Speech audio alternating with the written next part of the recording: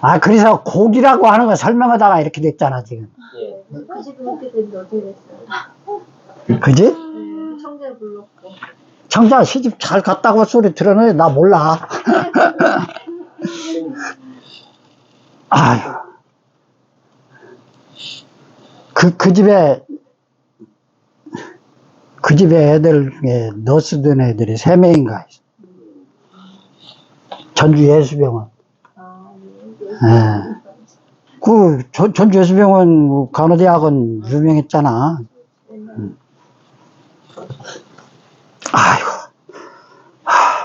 그래서 상례라고 하는 것은 그런 집에서 환복하고, 그 다음에 그 장례에 문상객들을 맞이하고, 이렇게 망자가 이렇게 삶을 살다가 돌아가셨다 하면서 서로 부조도 하고, 부의금도 받고, 이렇게 하고, 그 다음에 산으로 가가지고 하는 일을 장례식이라고 해.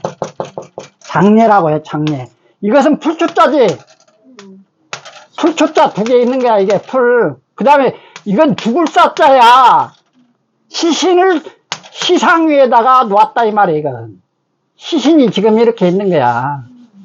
그리고 그 위에다가 시신을 놓고 그 위에다가 이제 흙으로 덮고 잔디를 풀로 입혀가지고 싣는 행위.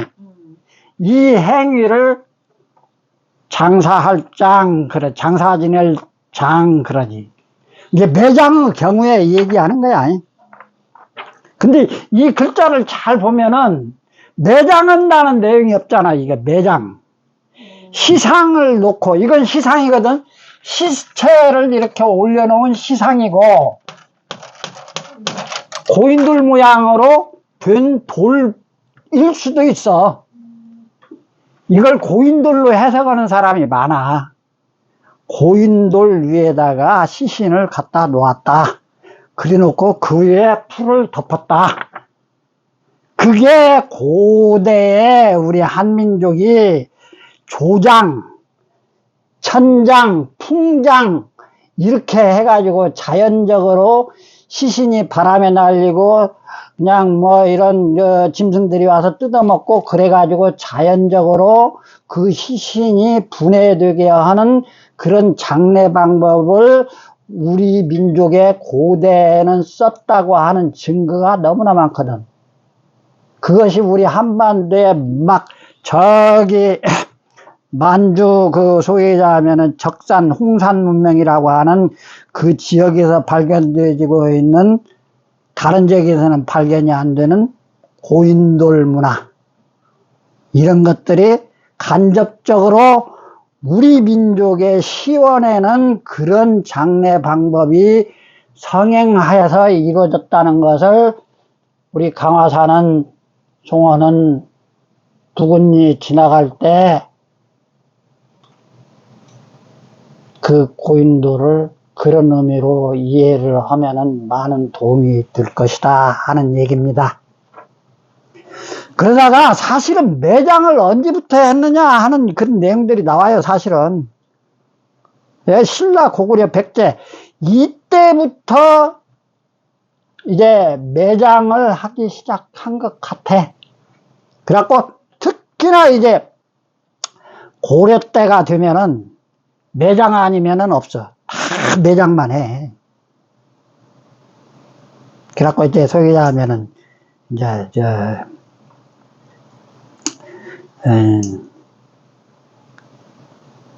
명당, 풍수,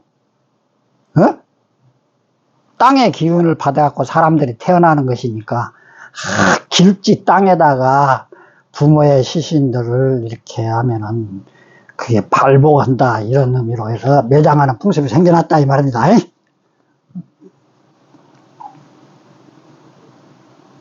이제 그러고 보니까 다 끝났네. 예?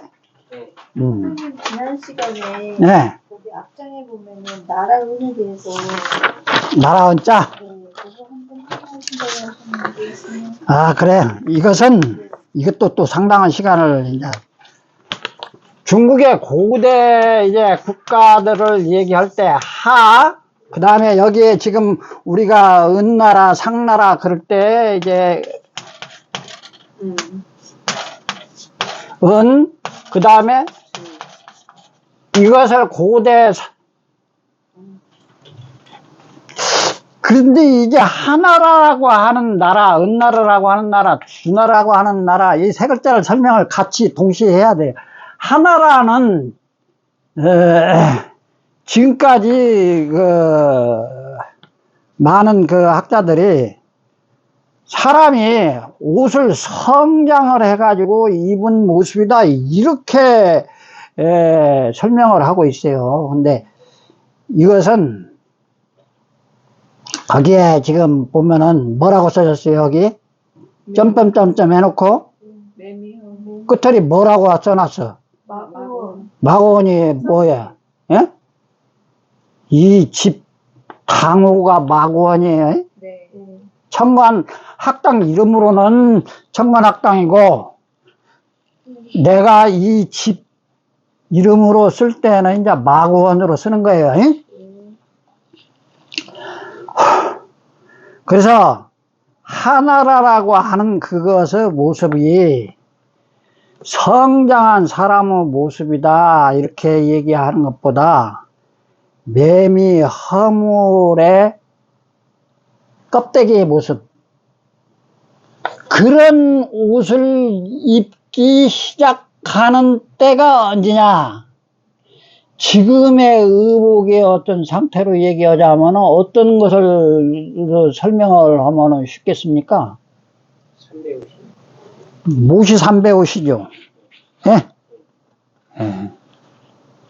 그래서 모시 삼배라고 하는 그 의복에 그런 것을 입기 시작하는 의복의 그 어떤 상태가, 우리가 잠자리 날개 같은 옷이라고 할 때 가볍고 아주 어떻게 보면 생사로 해가지고 부드러운 그런 속살들을 이렇게 감추고 그럴 수 있는 여자들 옷 있잖아요. 예? 아, 그런 옷을 입기 시작한 때가 이 하나라 때부터가 아닌가, 그렇게 생각이 되어진과 동시에 그런 옷들은 매미 허물 벗어놓은 거 봤습니까? 그러면은 그게 섬유질 같은 것이 이렇게 막 크로스 되어갖고 이렇게 엮어져 있잖아요. 그리고 안은 속이 훤히 들여다 보이고. 요즘 미인들 정말로 각선미자량아니라고 그런 옷들 많이 입더만. 예? 예. 속이 보이게 훤히. 그래서 이게 옛날에도 아마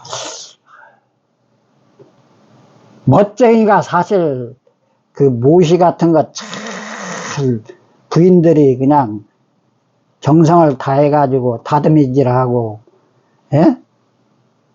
다림질하고 해가지고 잘 해서 입으면은 그 잠자리 날개 같은데 정말로. 예? 예. 그래서 그런 성장한 여름옷의 대명사 같은 그런 모시 삼배옷을 잘 입기 시작한 그런 때의 나라의 이름으로 하나라라고 하는 나라 이름이 지어졌을 것이다, 그렇게 불려졌을 것이다, 그렇게 이제 해석을 하는 사람들이 많아요. 예? 근데 나는 직접적인 얘기를 하는 거예요. 거기 매미 허물의 모습이라고 직접적으로 내가 얘기를 해놨죠? 네. 우리 요즘 아파트 문화가 성행이죠. 근데 옛날에는 자연 상태잖아요. 동네도. 지금 시간 지났어요? 아니요. 몇 분 남았어요? 30분. 딱 됐네, 그러면은. 나 조금 쉬어가면서 얘기할게요. 그럼 마을마다 마을이 이렇게 아파트 같은 구조가 아니잖아요. 이렇게 떠져 있잖아요, 집집마다.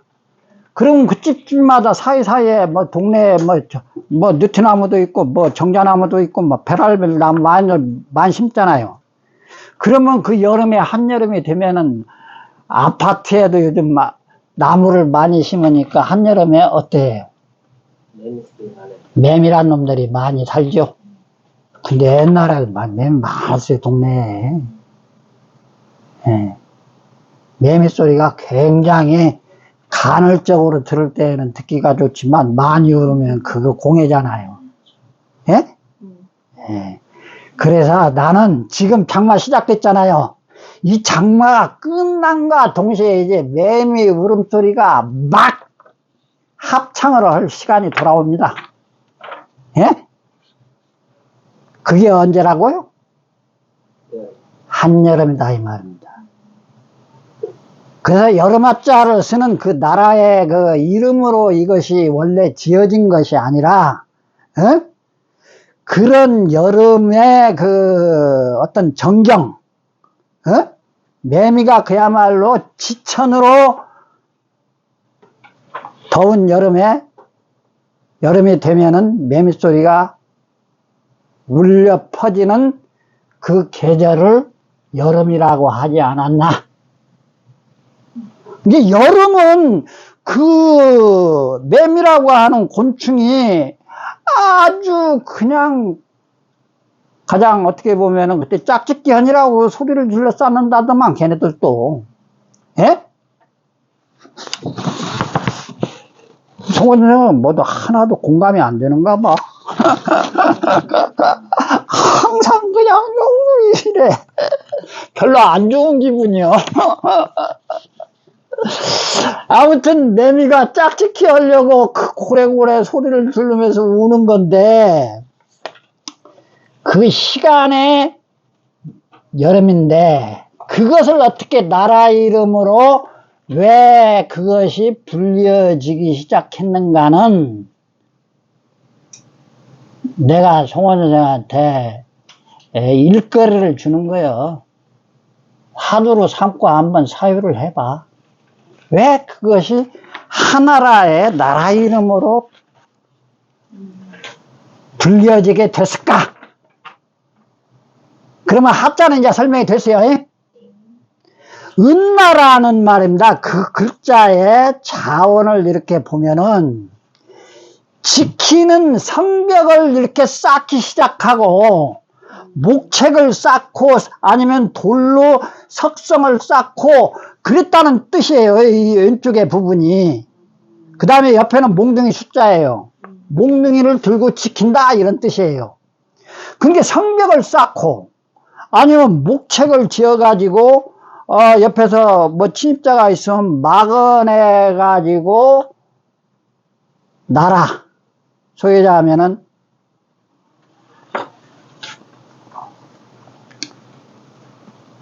그때는 부족국가 소유자 하면은 어떻게 보면은 청동기 시대의 한 그 국가적 그 어떤 형태가 완전하게 갖춰지기 시작할 무렵의 상태라고 이해를 하시면 돼요. 그래서 은나라는 그렇게 침략당하는 침입자로부터 모든 것을 빼앗기지 않으려면은 목책을 쌓거나 석성을 쌓거나 지키는 것이 먼저 수립이 되어야만이 안 빼앗기는 것이죠. 그래서 성한다, 많다 그런 뜻으로 쓰여졌는데 그것이 나라의 이름으로 은나라라고 하는 뜻이 차용이 되졌다. 이게 여기서 여러분들 제가 지금 다시 설명을 해서 부연 설명하자면은 이 고대의 국가 이름들은 그 이름이 만들어지고 그 국가가 만들어진 게 아니에요. 그 국가의 지도자는 딱 한 사람이 있죠. 지금 절대 왕권을 가지고 있는. 그 사람이 무력으로 해가지고 나라를 세웠어요. 세워놓으면은 그 나라가 어떻게 불려졌으면 좋겠다고 하는 것을 어떤 개인이 절대 그야말로 왕정의 신권을 타가지고 있는 황제가 나는 국호를 이렇게 하겠어 하고 만드는 경우도 후대에는 생겼어요. 그러나 대부분은 그렇게 생긴 게 아니에요. 그 민족들이 가지고 있는 그 구성원들이 가지고 있는 아니면은 그 강토가 가지고 있는 어떤 특징들을 축약하고 하는 것을 가지고 나라 이름이 만들어졌어요. 투표에 의해서 만들어진 것이 아니라 어떤 개인의 하나 독단적인 이름으로 만들어진 것이 아니라 여러 가지가 혼합이 되어져서 국호가 만들어졌는데 대륙의 나라들의 이름은 다 의자예요, 의자. 뭔 말인지 알겠어요? 하은주 의자죠? 한나라, 당나라, 수나라, 원나라 등등 지금 얼마 전에 멸망한 청나라, 명나라까지도 다 중국의 고대사 25사는 다 의자라 이 말입니다. 여기에서 다시 한번 그런 것들을 기억해 두시면 좋아요. 그리고 우리의 고대 강역의 나라 이름도 원래는 하나였다. 우리가 대한민국이라고 쓰잖아요. 지금 클 한자잖아요. 예? 중국은 한수 한자고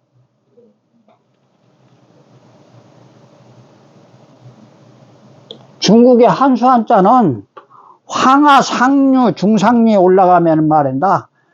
황토로 되어가지고 장마 가지고 비가 오면은 어떻게 되겠어요? 그 황토밭이 흙탕물이 되는 거고 그놈을 땅이 흡수하고 물기를 너무나 많이 갖고 있게 되면은 그야말로 진흙탕이 되겠죠. 그래서 소위 얘기하면은 진흙탕 길을 걸어보시는 분은 아는데 진흙탕 길이 어때요? 네? 질척거리죠? 그 말을 질척거린다고 하는 우리 형용사는 참말로 잘 지어놓은 말이지. 질척거린단 말이야.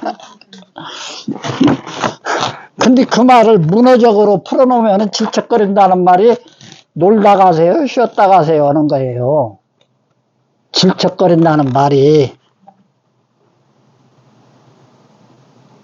이렇게 빨리빨리 걸음을 못 뛰게 만든다 이 말이야. 쉬었다 가고 천천히 가고 그런다 뜻이요. 질척이라는 말 자체가 놀다 가세요, 쉬었다 가세요.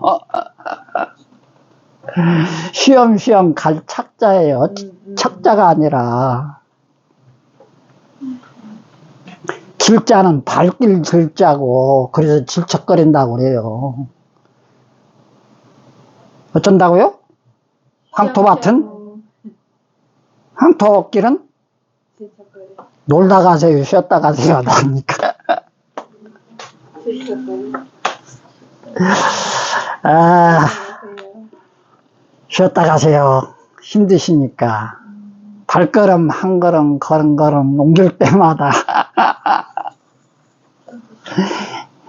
나중에 내가 얘기를 해줘야지 알지. 그러려면 몰라. 지금 죽다 깨나다. 황진이 시에 나와 놀다 가세요, 쉬었다 가세요가.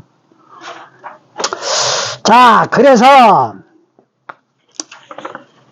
중국의 고대 이름들은 한자였다. 우리는 근데 두자, 색자 막 이렇게 됐을까?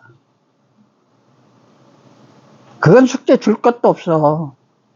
중원을 점령하는 정권이 다 지방의 변두리 민족들을 같이 속국으로 삼고 소위 말하면 봉건 제도를 확립시키는 제국을 만드는 권력 집중적 그런 왕권 시대가 중앙에 있었기 때문에 지금은 우리가 중앙이라고 하는 표현을 어떻게 합니까? 한가운데라고 얘기하잖아요.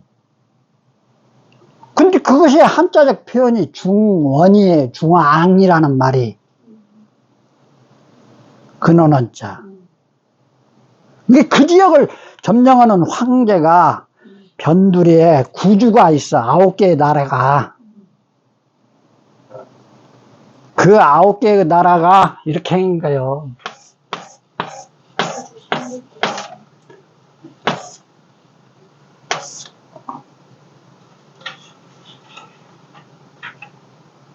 여기가 중원이야. 에? 위로 하나, 둘, 셋, 넷, 다섯, 여섯, 일곱, 여덟. 가운데까지 하면 9개잖아. 그래서 이것을 구주라고 하는 거야. 구주가 대륙 전체라는 뜻이야. 이게 가운데, 한 가운데를 딱 점령하면은 자동적으로 그 사이드에 둘러싸고 있는 봉건 국가의 제후국가들이 주는 건데, 그 제후국가들의 변방이 또 있어요, 여기.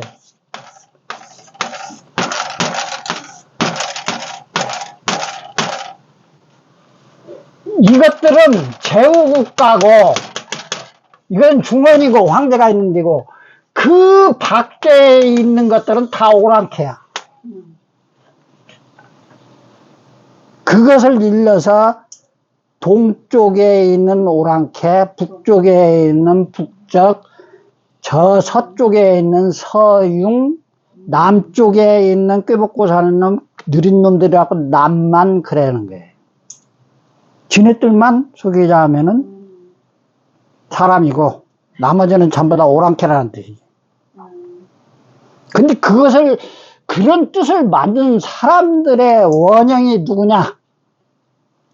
지금까지는, 지금 중국의 소유자하면은 중화민족, 중국인들이 스스로를 중화민족이라고 그러잖아요. 그걸 의자로 얘기할 때는 한족이라고 그러지. 지금이니까 중화민족이라는 말을 쓰는 것이지, 옛날에는 다 한 글자로 써갖고 한족이에요. 예? 근데 우리하고 소리값이 같아요, 틀려요? 소리값이 같아요. 그래서 이제 힘이 없고 있고 상태가 역전된 거예요, 역전. 역전됐다는 말 알죠? 하나라, 은나라까지는 우리 한민족이 중원을 제패하고 있는 상태였기 때문에 하나라니 은나라니 하는 그런 문명을 꽃피우는 주체로서 기능을 했는데, 주나라 때부터의 왕조는 중국 한족이 이제 저 시조국가라고 얘기하는 황제라고 하는 사람이 우리 민족의 시원에 있는 사망오제 중에 치우라고 하는 황제가 있고, 황제라고 하는 사람은 황제도 아니었어. 그랬는데 얼마나 그 치우라고 하는 황제가 싸움을 잘하고 철기를 잘 다루고 그러던 시기에 초창기였던 것 같아요. 말을 잘 타고. 그래서 대적하는 자가 없었어. 그랬는데 그렇게 개인의 그 권력이 많고 그러면은 한 달에 길으면 한 달에 짧아지는 것이죠. 산이 높으면은 골짜기가 깊어. 망하게 돼 있는 거예요. 예. 그러니까 암중 자강불식을 한 것이지. 누가? 황제가. 그게 한족의 주나라의 효시라고 알려져 있어요. 그래가지고 대전투를 벌여. 그게 탕록의 전투라고 해요. 탕록. 전설 같은 전쟁이에요. 한자 문명 최대의 대접전이 벌어졌어. 황제하고 치우하고 한 번도 져본 적이 없는 전쟁의 화신이야, 치우는. 근데 졌어. 그 탕록의 전투에서. 누가? 그 치우가. 그 치우 그 심벌이 뭐인지 아세요? 그 치우 황제의 심벌이 도깨비예요, 도깨비. 철가하면 도깨비.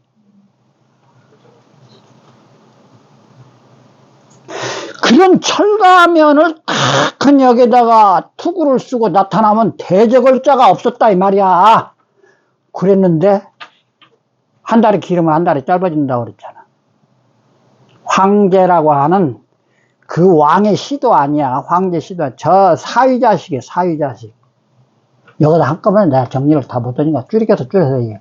그 황제가 암중 그야말로 자강불식을 해가지고 탕록의 대전투에서 패했어, 탕록이. 그래가지고 그 중원을 잃어. 그러고 현재 중국이 얘기하는 진해 문명의 최초 시조 할아버지로 황제를 모시다 놓고, 황제도 아닌 놈의 이름을 황제라고 지어놓고 부르고 있어. 그게 중국 역사의 실장이야, 실제야, 그게. 그래서 고대 그 삼국과 고대의 그 시절 역사들을 줄이면은 삼황오제라고 해. 삼황오제. 세 분의 황제가 있었다 이런 뜻이야. 황제, 중국 놈들이 얘기하는. 근데 그것은 황제도 아니었다 이 말이야. 염제, 신농씨, 헌원씨, 그 다음에 황제 그러는 거야. 근데 그 사망오제에 대한 것만 얘기를 하려도 한 2시간 얘기를 해야 고대사 얘기를 또 해야 돼. 이제 줄여서 얘기를 하자면은 염제는 불꽃염자야. 그래서 염제는 전설 같은 사람이야. 한마디로 불씨를 만들었다고 알려지는 분이요. 그분이 염제라고 하는 황제가. 그래서 중국인들이 하은주의 그 주나라 때부터 그 시조를 황제라고, 이제 치우를 물려쳤으니까, 치우 황제를. 황제 족속도 아닌 사후 새끼가 본래 황제를 죽였다, 이제 쫓아냈다 이 말이야. 죽이지도 못하고. 그래가지고, 그 위에 있었던 염제, 예? 하고, 황제하고 두 사람을 탁 하니 지네 민족의 시원에다가 탁 놓고, 이게 우리 민족의, 중화민족의 시조다 하고 세상에다가 자랑을 하고 지랄을 타해서. 그러다가 지네 나라 고고학적 발견이 수없이 발굴이 되어지고 문헌을 새로 검토를 해보고 했더니 자꾸만 뭐가 나와? 에? 유물이 나오고 문헌에서도 잘못된 해석들이 나오고 그런 것들이 부지기수로 나오더라 이거야. 그러니까 치우 황제를 갖다가 탁 옆에다가 모셔놔서 또 그래놓고 지금은 세 분을 지네 민족의 중화민족의 시조라고 해놓고 있어. 그게 우리 민족의 시조인 염제나 헌원, 신농씨나 이 치우는 우리의 조상이야. 염제도 우리 조상이고 헌원씨, 신농씨도 우리 조상이고 치우도 우리 조상이야. 그런데 중국 황제 사위자식한테 사위자 정권을 뺏긴 것이지.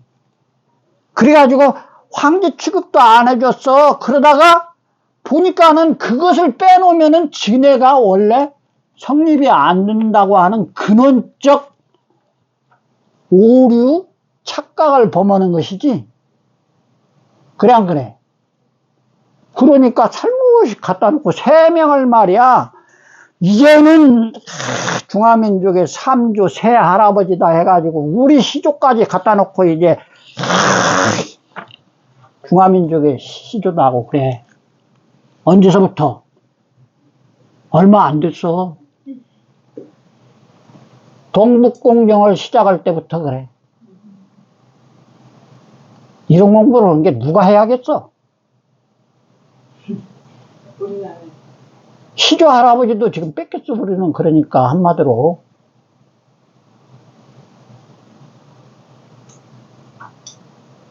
내가 여기서 다 설명을 하자면 너무 길어. 염제라고 하는 그것은 불꽃염자 염제란 말이야. 그것은 상징하고 있는 그 불꽃염자가 얘기하듯이 동물하고 인간하고 분기점이 뭐라고 그래서 뭐 때문에 분기가 됐다고?